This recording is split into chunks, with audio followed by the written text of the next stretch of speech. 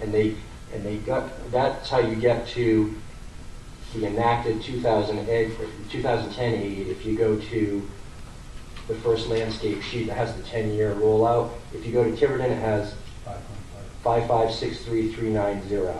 That's the new base, the way the state's going to calculate aid based on the funding formula. So they've made a fundamental change in what they consider state aid. Before, they said that you have just a portion of general aid that's unrestricted. Now they're using a pool of money, or what was previously a pool of money, and saying this is now unrestricted. They're also including our money, which we didn't know they were including in our aid number.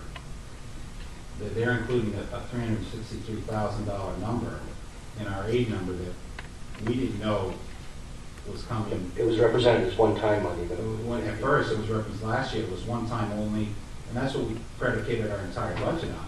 Now, Ride's saying, well, you're going to get that in your aid number in this proposed formula. So we'll figure this out sometime, because it's not for.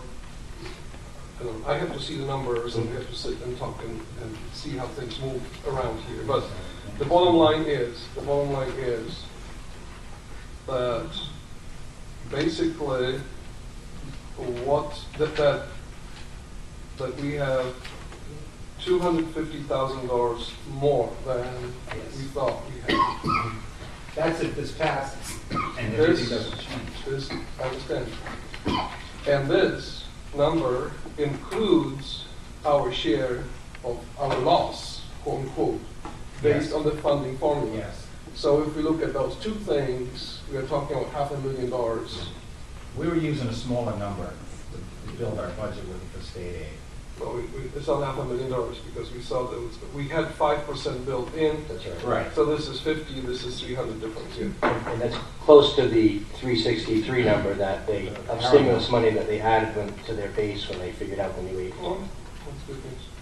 Well, again, A, it's difficult to understand, but B, this has to pass the General Assembly, and with their financial problems they're in, I'm hoping, I mean, we've got to be positive and hope that money will be there, but I hope they don't do a bait and switch on us, as in the past, where 293,000 of our money is just Well, vaporized. we just have to act on what What we we know know. right now. Yeah.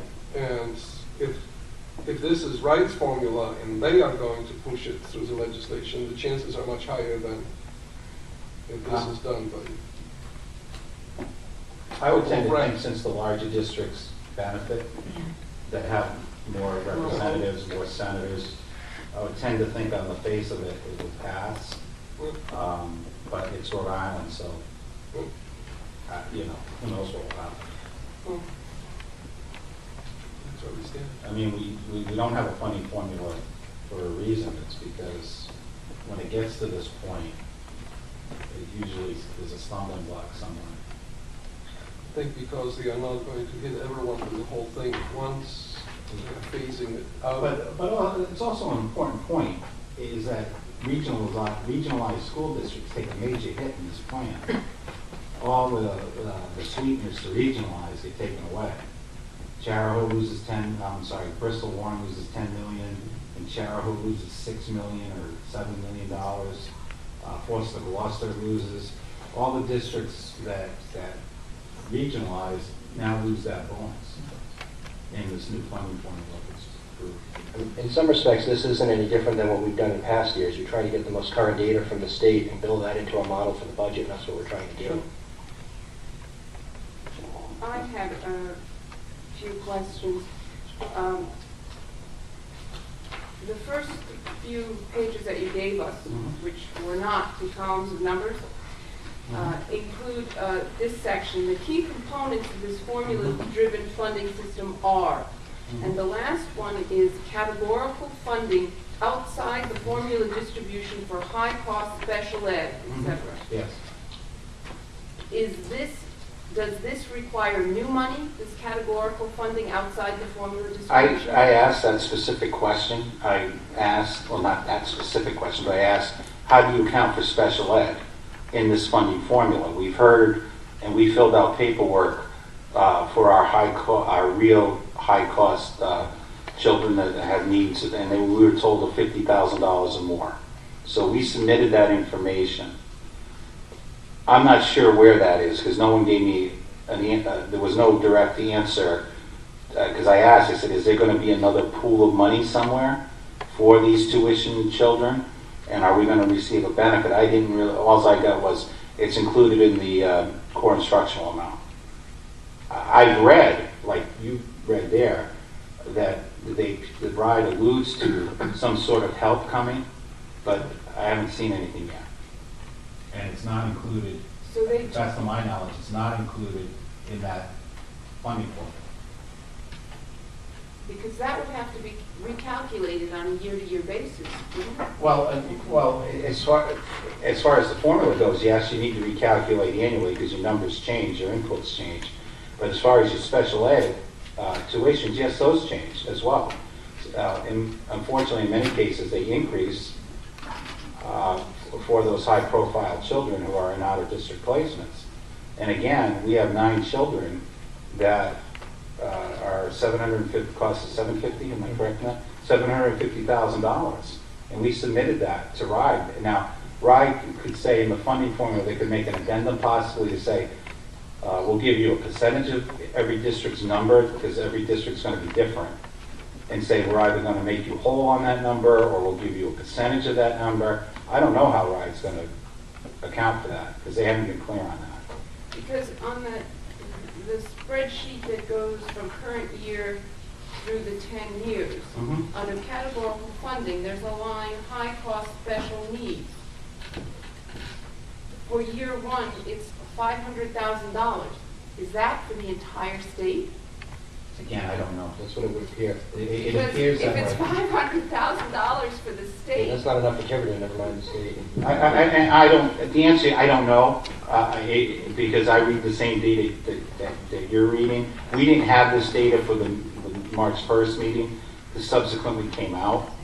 But for $500,000, now you got to keep in mind, the funding formula is based on, they kept saying revenue neutral.